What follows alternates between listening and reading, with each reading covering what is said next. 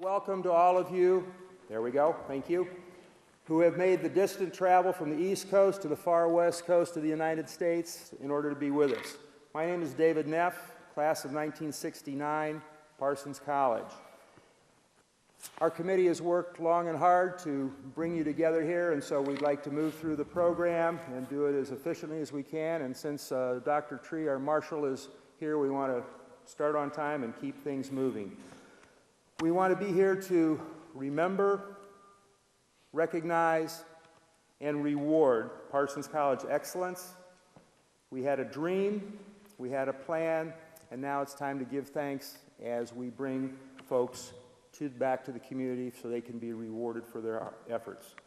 I'd like to present to you Mayor Pro Tem Myron Gookin from the City of Fairfield to extend a welcome at this time. Myron Gookin, please.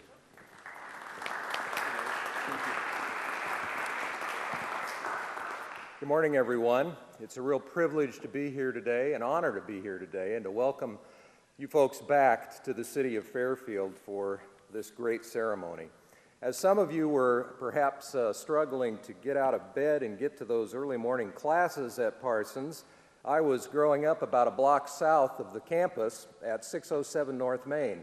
And I got to tell you, I have had just wonderful memories over the years of Parsons College as I was growing up in the 60s and 70s and lived so close to campus. In fact, my parents, when I was pretty young, rented out a room in our house to Parsons students, and for a few years we had guys living with us in our house that were going to Parsons College, and you can't imagine how cool I thought it was as a young man to be laying on the living room floor with these guys in their Parsons letter jackets watching television with me on the black and white television. Of course, you could only get one channel, but what a great memory that is for me. Also, I remember the homecoming parades, the football games in Bloom Stadium. I remember my parents dragging me to the Fry Thomas Fieldhouse to see Fred Waring and the Pennsylvanians. I was not a big fan of Fred Waring at that time, but you know, I went away that evening being a bigger fan of Fred Waring. I just remember all of the great events at the Fieldhouse and at Parsons College and the kind of culture that Parsons brought to Fairfield.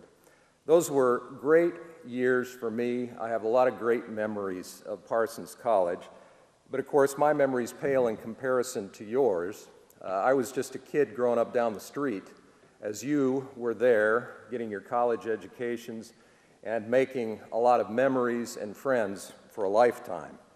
I hope some of the fond memories of your Parsons days are about not just the campus, not just your professors, maybe not just your activities, but are about this town, about the town of Fairfield.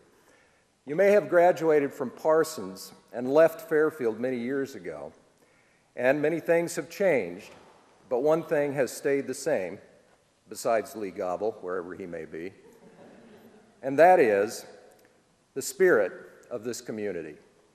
Fairfield is still a vibrant, exciting place filled with involved, caring, forward-thinking people who take great pride in their community.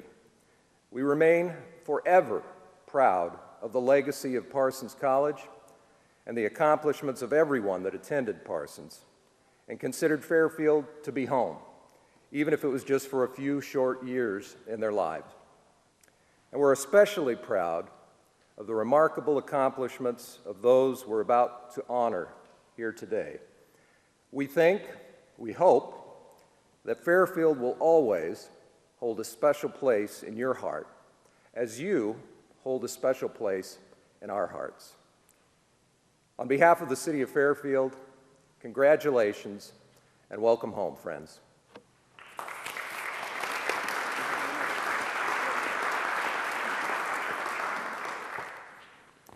At this time, those of you who were with us a year ago had an opportunity to realize that many of the artifacts of Parsons have been saved, including the bar height organ.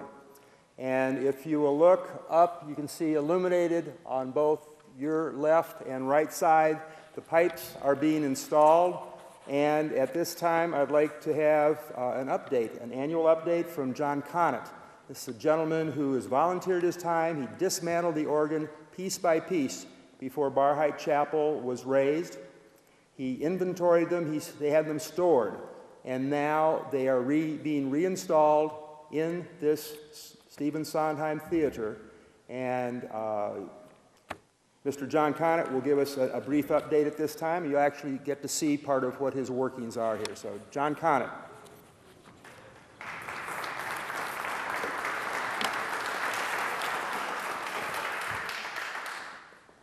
I present to you a skeleton of the council. That's not where most of the major work has been done. I was looking at my calendar of what I had accomplished this year since the last time that I spoke to you. And I realized that the box that contains pipes up on that side, it has a bunch of doors that open and shut. That wasn't even in place. And that's where I used a tremendous shoehorn to put my 9-foot box into an 8.5-foot hole. And since then, I have put many pipes in place. This is one of them. And I've also come across an interesting problem. That is a very soft tone. And later on, I went up and actually tuned some of the others up above. When this instrument was tuned, 10 years ago, 15 years ago, it was tuned at about 85 degrees, maybe 90 degrees. And what happens with sound is that as the temperature goes up and down, the velocity of sound increases or decreases, which, since the wavelength is determined by the length of the pipe, something has to change when the temperature goes up and down, and that's the pitch. So as the temperature goes down, the pitch also goes down. So all of these pipes were down a little lower than they should be. And the way that you change the frequency is there's a little collar on most of these pipes that you move up and down. And so I needed to move this collar down in order to bring the pitch up to the temperature that we will be having most of the time, which is around 70 degrees. And the problem I encountered was, this is too long.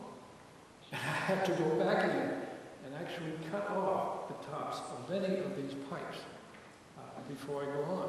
So it's just one of those jobs that all of a sudden something comes up and I have now added another $100 to the process. This is some randos that came out of some of these side hills. This was on the back side of the stops came on the front side. And all of this is all the mechanical side. And oh dear. I think it's actually, well, let's say, we replaced our electronic devices. And this is the device that will go on the back side of this particular keyboard. And